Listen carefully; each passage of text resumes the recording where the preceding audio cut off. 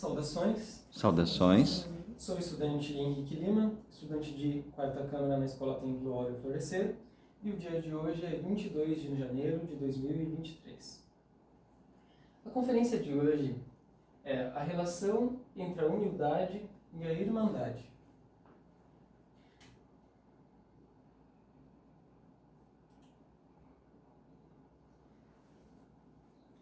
Nesta conferência, iremos abordar a importância da irmandade e da humildade, assim como sua relação com os 3 fatores de revolução da consciência.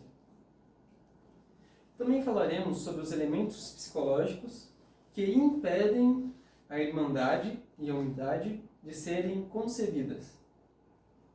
Um instante para observar o gráfico.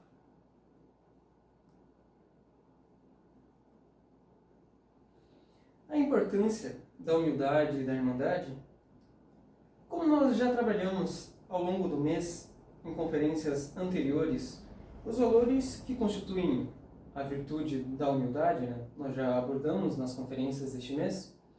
Hoje iremos nos atentar aos valores que mais são relevantes no quesito do despertar da consciência, para aqueles que buscam a autorrealização.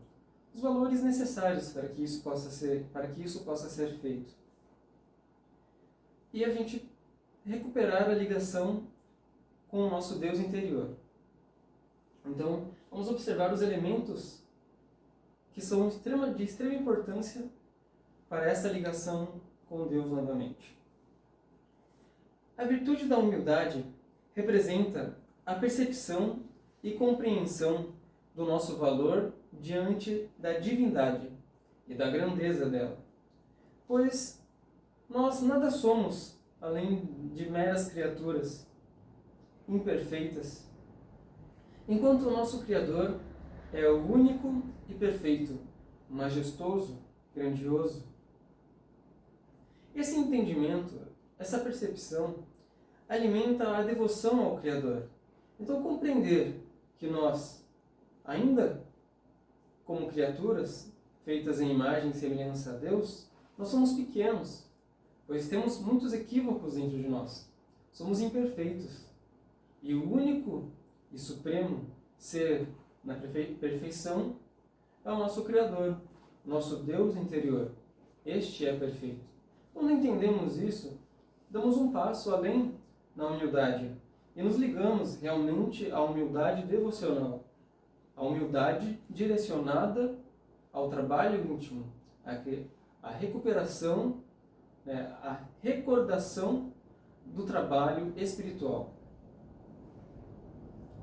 Essa prática e esse entendimento alimenta a devoção ao Criador. Então, quando nós aprendemos a vivenciar este aspecto, vivenciar esse entendimento em nossas práticas devocionais, nós estaremos alimentando ainda mais a devoção ao nosso Criador, nosso real ser.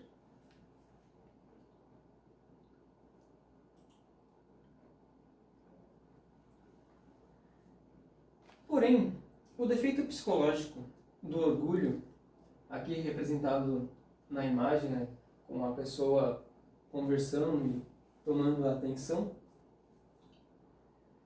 ele alimenta a falsa percepção e compreensão de nosso valor diante do mundo e das pessoas.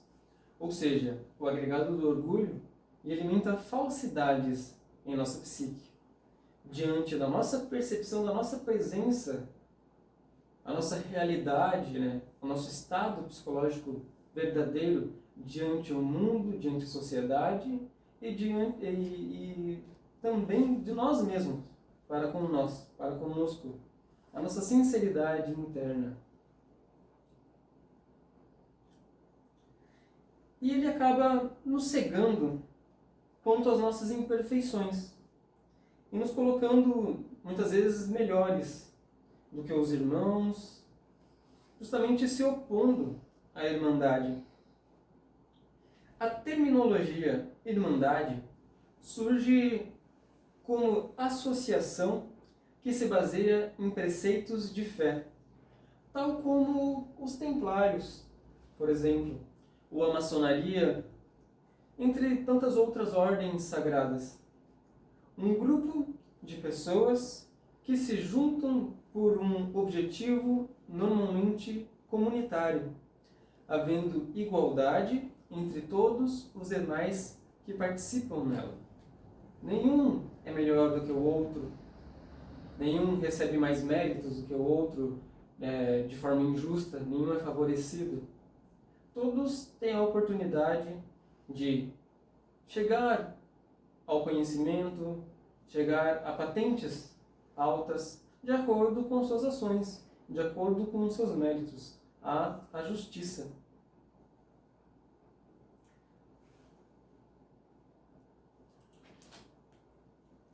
Na Bíblia tem um provérbio: a soberba do homem o abaterá, mas o humilde de espírito obterá honra.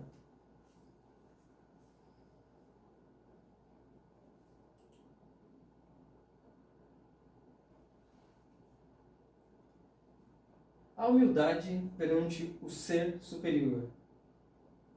A soberba nada mais é do que o egoísmo dentro de nós. É como aquele que trai o Cristo, tal como Judas o fez no simbolismo dos apóstolos. Por isso, no provérbio, é dito que a soberba nos abaterá, pois ele rouba a nossa atenção, que deveria ser direcionada à nossa consciência. Então aqui nós observamos, no gráfico, Cristo e Judas. Judas, nesse teatro cósmico, ele representa o traidor, tentando matar a nossa consciência, matar a consciência de Cristo. Mas, como Cristo tinha a consciência desperta, ele tinha a percepção de tudo, de toda a realidade em volta dele. E ele sequer se fascinou com aquele ocorrido. Mesmo que os defeitos psicológicos representados por Judas tentavam tirar a sua atenção do seu real ser, do seu Deus interior. Cristo, em nenhum momento de sua jornada, ele perdeu a sua fé, ele perdeu a sua atenção ao seu real ser. A humanidade tem alimentado o defeito do orgulho ao longo das eras, pela prática da infrassexualidade, o derrame das energias sexuais, o orgasmo fisiológico. Além do orgulho, ela cria e alimenta uma série de defeitos psicológicos que adormecem e enclausuram a nossa consciência, nos tornando insensíveis e distantes de Deus, sendo eles a luxúria, a ira, a preguiça, a inveja, a gula e a ganância. Ou seja, o orgasmo fisiológico ele alimenta toda essa série de defeitos psicológicos dentro de nós. Ele é a expulsão do sêmen, a expulsão da energia vital que habita dentro de nós e que alimenta o nosso íntimo. Quando nós expulsamos o nosso sêmen, nós estamos desperdiçando a energia. É como se estivéssemos jogando fora a nossa energia. E esse jogar fora, ele vai criando como se fosse uma prisão para todos os nossos átomos de consciência. Todas as nossas virtudes, elas vão se apagando. É como se você pegasse um objeto de ouro valioso e jogasse a lama. Ele está ali, mas você não consegue vê-lo, porque um monte de lama está cobrindo a sua visão. O orgasmo fisiológico ele faz exatamente isso com as nossas virtudes e a nossa consciência. Por isso que nós nos tornamos insensíveis. Não conseguimos perceber o nosso próprio ser, ouvir a voz da nossa consciência, sentir o amor em sua plenitude. Adormecemos a nossa consciência perante a fé, perante a devoção.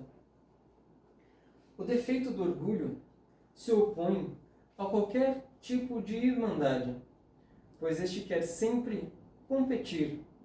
Ele não trabalha em grupo, critica todo instante, não ensina e muito menos compartilha.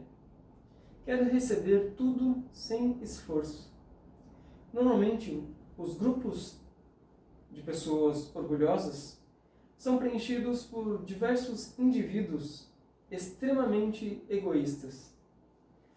E esses grupos eles formam diversas organizações do mundo, sendo um exemplo os mercenários, a máfia, esse tipo de organizações criminosas. Um grupo de mercenários, diferente de uma irmandade que trabalha em prol de ações comunitárias, de caridade, de auxiliar os irmãos e auxiliar a humanidade, os mercenários eles se opõem diretamente a isso, à competição na própria instituição, onde um compete contra o outro, querendo ganhar mais, se vendem pelo dinheiro, aí existe o agregado da cobiça, existem atos de luxúria em qualquer tipo de máfia, de organização criminosa. Eles também traem uns aos outros. Se um necessitar fazer um trabalho pelo outro, contra o outro, ele faz. Não existe união. Apenas trabalham pelo dinheiro, pelo próprio status e nome. Assim, nós podemos perceber que eles se relacionam com todos os defeitos psicológicos. O orgulhoso também alimenta a infrassexualidade, alimenta a ira, a ganância, a inveja, a gula, a luxúria, todos os defeitos psicológicos. E, além desse agregado, desses egos, esses defeitos psicológicos serem alimentados pelo derrame das energias, eles também são alimentados pelos jogos de azar, pelo álcool, pelo materialismo, pelo ceticismo, entre muitos outros. Essas práticas mundanas que nós vivenciamos no nosso mundo, elas vêm exatamente cristalizar na psique humana todos os elementos psicológicos necessários para desfazer uma irmandade ou uma família. Existem diversos relatos por toda a humanidade de pais que gastam toda a renda da sua família em jogos de azar e destroem a família. Ou mesmo mães que caem na bebida e também destroem a relação familiar. Por quê? Esses defeitos psicológicos eles estão ligados à matéria, ligados ao descompromisso com a devoção, o descompromisso com a fé, o descompromisso com Cristo. E todos esses defeitos, todas essas práticas, elas vão apagando a relação do homem e de Deus.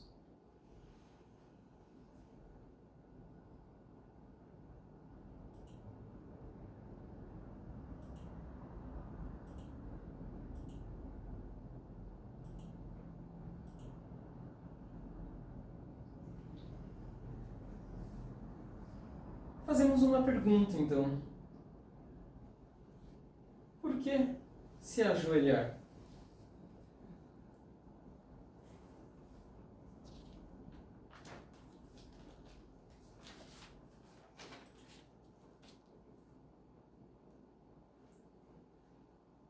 Um instante para observar o gráfico.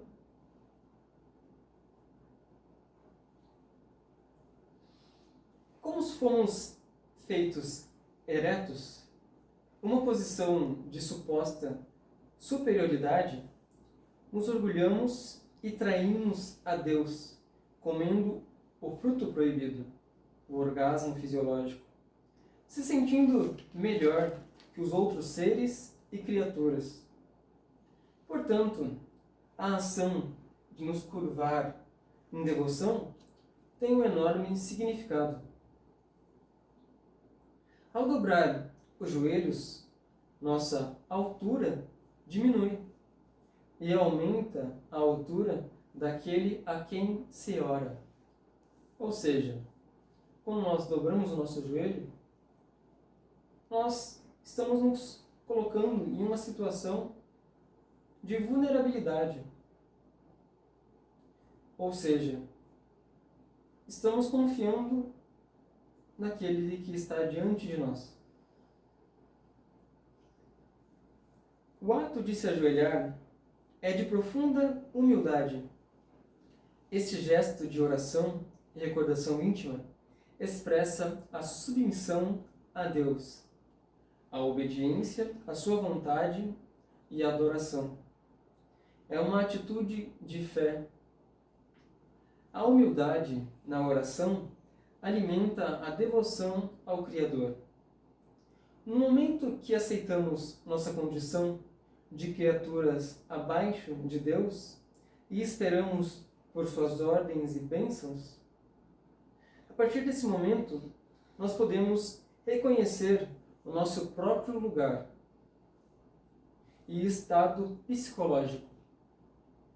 Ou seja, conseguimos perceber os equívocos dentro da nossa máquina humana. O ato de dobrar os joelhos, fechar os olhos e orar é um ato de meditação, no qual, conforme vamos orando, seja com mantras, seja com orações, ou no silêncio, vamos adentrando a um estado meditativo. A arte de se auto-observar, perceber os pensamentos, as emoções, as ocorrências da nossa máquina humana, no nosso corpo, na nossa mente, no nosso sexo. Na quietude do corpo e com a respiração profunda,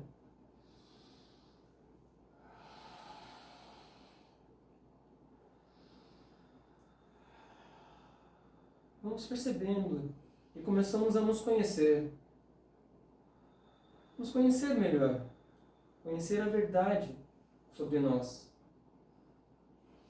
a realidade da nossa existência, a veracidade dela.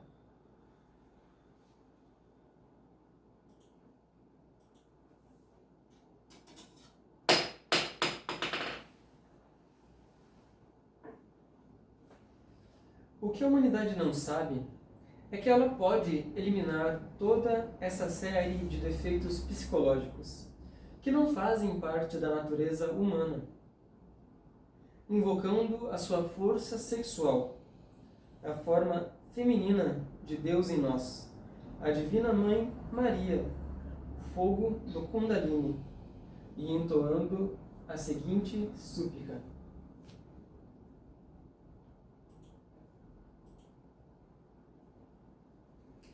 Mãe Divina, queime este defeito. Mãe Divina, queime este defeito. Mãe Divina, queime este defeito. Suplicando a Mãe para que ao longo da meditação a nossa compreensão mediante aquele defeito possa por fim eliminá-lo com o auxílio da Mãe. E para isso necessitamos compreender o porquê dele existir, do que ele se alimenta e o porquê deve morrer. Somente quando nós entendemos a origem desse defeito psicológico dentro de nós, que estamos pedindo para que a Mãe queime e elimine, ela só irá eliminá-lo por completo da nossa psique, quando nós realmente compreendemos ele em sua totalidade, para que ele não nos fascine mais, não nos enrede, tal como Cristo o faz em seu gráfico,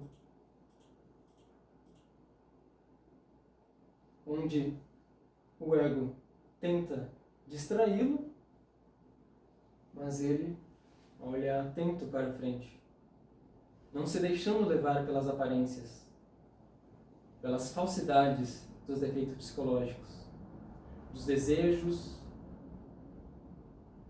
de toda essa história falseada e supérflua do ego, subjetiva, um olhar atento à objetividade, saber realmente o que necessita ser feito em sua existência. A morte psicológica, quando nós a praticamos e compreendemos todos esses elementos psicológicos, o porquê devem morrer, no que se alimentam e qual a sua origem, nós podemos finalmente realizar aquilo que nós devemos fazer na nossa existência.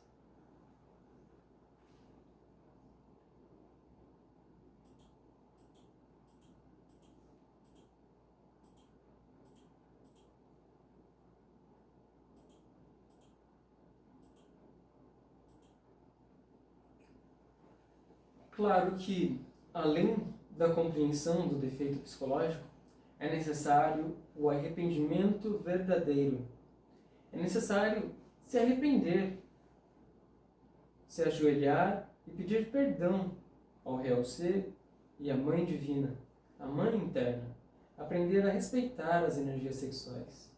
O arrependimento, ele é a chave para a iluminação e para a eliminação de todo tipo de defeito psicológico. Ele só é realmente eliminado dentro de nós quando nós compreendemos, nos arrependemos e jamais façamos aquilo novamente. E o arrependimento, ele é a marca dentro de nós, dentro do nosso coração, para que não seja realizado um equívoco novamente, um erro.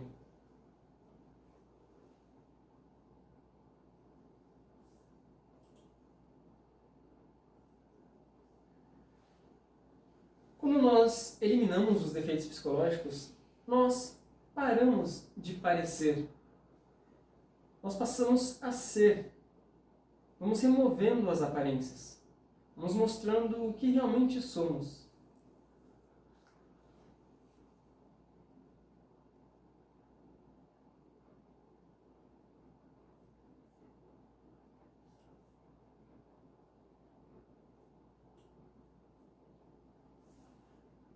A maior força que existe sobre toda a terra é a castidade. Ela é a senhora da terra e dos infernos. E dos céus é a nossa professora. Esta frase foi dita pelo nosso diretor aqui nesta Escola Templo Áureo Florescer, em suas práticas com a sagrada Ayahuasca, a medicina que tanto nos auxilia. Sendo a nossa maior professora, a castidade, o sexo superior, o matrimônio perfeito, a união sexual de esposo e esposa, onde o casal transmuta suas energias sem jamais derramar o sêmen, elevando o fogo sexual pela coluna vertebral até o topo da cabeça, com a respiração profunda e movimentos sutis. A sexualidade é um ato de adoração à divindade e precisamos aprender a torná-lo puro e livre do desejo e do fascínio pelo corpo. Aprender a realizar o ato sexual como uma forma de devoção. A prática da sexualidade superior, a transmutação de nossas energias sexuais ao longo de toda a vida, a elevação do nosso líquido seminal, mantendo ele sempre dentro de nós, sempre dentro do nosso interior, guardando-o, protegendo, preservando com suas próprias mãos, sempre dentro de nós, despertará as virtudes naturais do ser humano, que são elas a castidade, o amor, a humildade, a diligência, a caridade, a temperança e o altruísmo, sendo a transmutação alquímica a única e verdadeira chave para a iluminação e a união com a divindade. Devemos tornar o sexo real simples, limpo, puro, para que o seu significado seja verdadeiro e somente para se ligar com Deus. O ato da castidade, da sexualidade superior e da transmutação, ele só pode ser feito uma vez por dia, pois as energias masculinas, elas têm um ciclo de 24 horas de renovação. Então, quando o homem vai até o coito e transmuta suas energias sexuais, ele utilizará o excedente dessa energia para transmutar e alimentar as suas virtudes, seja a virtude do amor, humildade, todas elas em seu interior, estará alimentando, limpando, tirando a lama e colocando a água. E esta água, então, vai se tornando ouro. Ele estará fazendo essa purificação.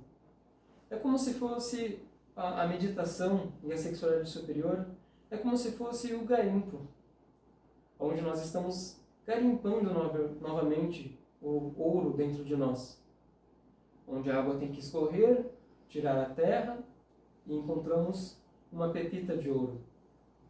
E isso deve ser feito uma vez por dia, para que não se abuse do sexo.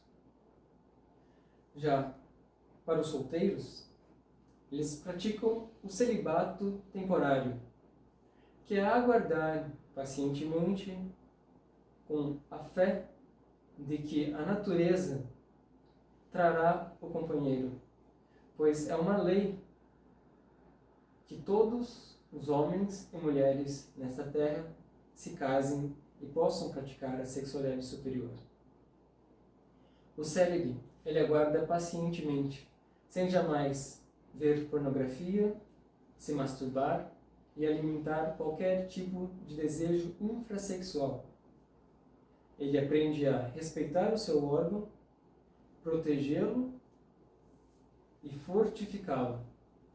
Sendo as práticas para fortificar o órgão sexual, tanto masculino quanto feminino, o mantra Hamsa. O mantra Hamsa é feito da seguinte forma: pronuncia-se o verbo Ham de forma silenciosa na nossa mente, e então expira o ar entoando o Sa. Então inspira, prende os esfíncteres, segura o abdômen e entoa Ham em silêncio. Então expira o ar entoando Sa. Sempre tendo esse movimento de prender os esfíncteres, que são músculos que fortificam a pelvis. Também os solteiros, os casados, podem praticar o Viparita Karani Mudra, que é a posição invertida, na qual nos deitamos com a barriga para cima, vamos até uma parede, encostamos o nosso cóccix na parede e esticamos as nossas pernas, deixando elas completamente esticadas. E então suplicamos a nossa Mãe Divina que interceda ante o Divino Espírito Santo para que translade a Lua da inconsciência, os elementos psicológicos de devaneio, para o nosso plexo, para que ela possa controlar as nossas forças sexuais, nossos impulsos sexuais, controlar as marés sexuais. E translade o Sol, que está invertido por alimentar as paixões, ele se inverte e vai para o plexo, e transladar esse Sol para o cérebro, para que ele tome o seu lugar, o lugar onde ele vai trazer a luz da consciência. Então, pedimos à nossa Mãe, Mãe Divina, interceda ante o Divino Espírito Santo para que translade a Lua para o plexo e o Sol para o cérebro, assim posicionando corretamente os astros no nosso corpo humano, para que possamos ter autocontrole e consciência. Também pedimos à Mãe Divina que interceda ante o Divino Espírito Santo para que cure, purifique, regenere e fortaleça o nosso corpo físico, para que nós possamos restabelecer a nossa saúde e energia. O ato do Viparita Karani Mudra alimenta a nossa consciência e assim alimenta o nosso corpo físico, fortalece para a sexualidade superior. Todo aquele que tem problemas de poluição, de ejaculações precoces no ato sexual, que ainda não consegue controlar a sua libido, ele praticando Hansa antes do sexo, praticando Viparita, buscando acalmar a mente e o corpo, auxiliará para que não haja esse tipo de espasmos musculares que fazem com que ocorra a ejaculação nas primeiras transmutações daqueles que iniciam no caminho alquímico. Outra prática que eu, vivenciando a sexualidade superior neste momento e iniciando nela, pude observar que me auxiliou muito a ter mais autocontrole da libido, é não ir direto ao sexo, não ir direto à penetração sexual, propriamente dito. Aproximar o órgão, perceber o estado dele, a sensibilidade do órgão sexual e perceber o seu estado psicológico, se está agitado, perceber como está o seu coração, o batimento cardíaco dele. Se estiver muito agitado, saiba que aquilo será feito por toda a vida. Então não precisa ter pressa, agitação, medo. Apenas se acalme e se sinta satisfeito de estar com a sua esposa, com o seu amor. Abrace-a, sinta o conforto e o amparo do sexo, da sexualidade superior. Desta forma, quando nós nos libertamos de todas essas máscaras de querer ser homem, de querer mostrar a potência sexual, de querer parecer másculo, você não precisa disso. A simplicidade do sexo faz com que você preserve as suas energias, proteja-as. E assim também proteja a sua esposa e preserve a sua esposa. Pois o homem desequilibrado que vai ao sexo como um animal, muitas vezes, ele agride o órgão sexual de sua esposa e ao seu próprio órgão. Então, tornar o sexo simples, puro e delicado, gentil, ele auxilia a transmutação sexual, pois, não machucando o corpo, ele poderá ser feito todos os dias, de acordo com as instruções da prática sexual.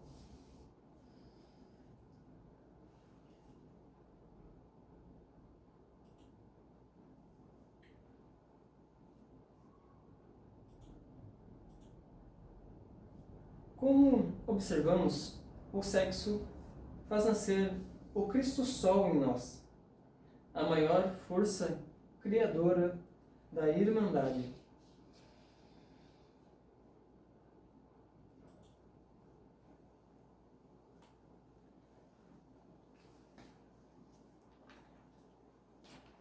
A Irmandade, que é a união dos irmãos, em prol do trabalho para o Criador e pelo auxílio à humanidade, o chamado sacrifício pela humanidade, que despertamos a virtude, quando despertamos a virtude da humildade com a sexualidade superior e aprendemos a devoção a Deus com a morte psicológica, estamos prontos para auxiliar a todos sem discriminar, menosprezar ou humilhar aqueles que necessitam da redenção e sem jamais cobrar por aquilo que é sagrado, jamais comercializar com a espiritualidade, entregar o conhecimento de forma gratuita.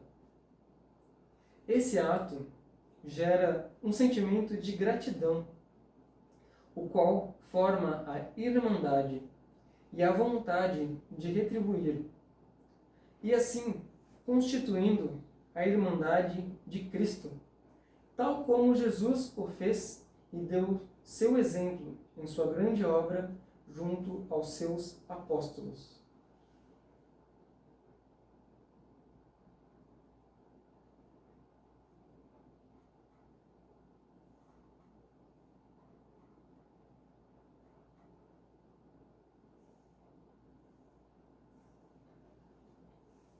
entregar o pão e o suco das uvas, tal como esta escola entrega e compartilha as medicinas sagradas.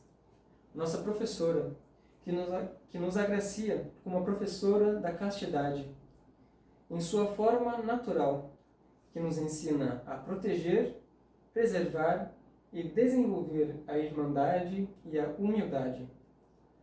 As medicinas xamânicas, quando utilizadas corretamente, com a prática dos 3 fatores de evolução da consciência em meditação profunda, ela cristaliza dentro de nós a autoobservação para que possamos nos perceber e nos transformar.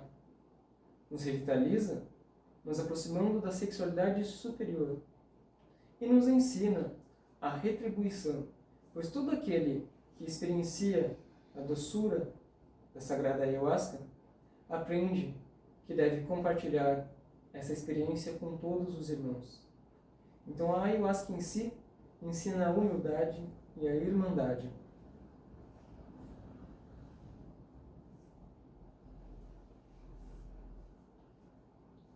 Por fim, a união faz a força. Jamais um orgulhoso egoísta poderá compreender a necessidade e o valor da irmandade. Mas, de fato, o nome de todo orgulhoso, cedo ou tarde, cairá no esquecimento.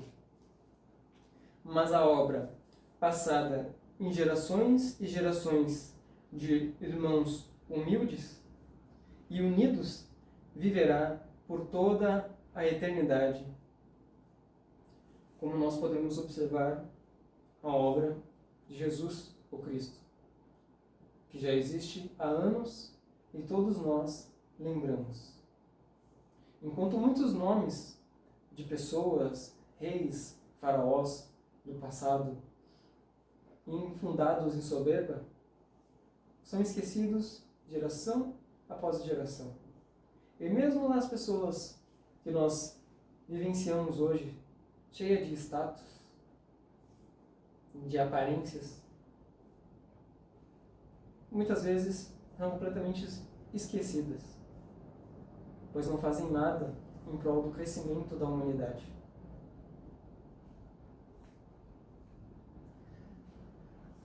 Para a prática de hoje, iremos em casa, quando nós tivermos um tempo em silêncio, um ambiente apropriado, iremos nos ajoelhar e estender os braços e refletir sobre quem comanda os nossos passos e entregar a nossa existência nas mãos do nosso ser, nas mãos de Deus. Fazemos esse exercício ao menos uma vez por semana, para perceber a diferença que Ele fará na nossa existência nos dias que ainda virão. Agradeço com minha alma e meu coração a atenção de todos e entrego esta conferência junto ao meu real ser. Que todo aplauso seja para o nosso Deus interior, jamais para a personalidade.